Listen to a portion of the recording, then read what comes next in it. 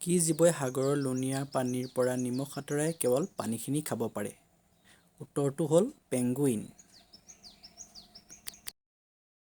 কোনবিধ ফুল 12 বছৰৰ মূৰত মাত্ৰ এবাৰহে ফুলে? উত্তৰটো হ'ল নীলাকুৰিজি।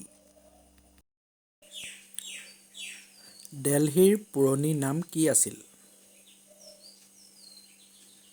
উত্তৰটো হ'ল ইন্দ্ৰপ্ৰস্থ। ভাৰতৰ কোনখন ৰাজ্যত অধিক মন্দিৰ আছে? উত্তৰটো হ'ল তামিলনাডুত। ভাৰতৰ কোনখন ৰাজ্যত মাত্ৰ 4খনহে জিলা আছে? উত্তৰটো হ'ল ছিকিমত। কোনবিধ জীৱ পানী খালে মৰি যায়? উত্তৰটো হ'ল কেংগাৰু নিগনি। ইয়াক উত্তৰ আমেৰিকাত পোৱা যায়।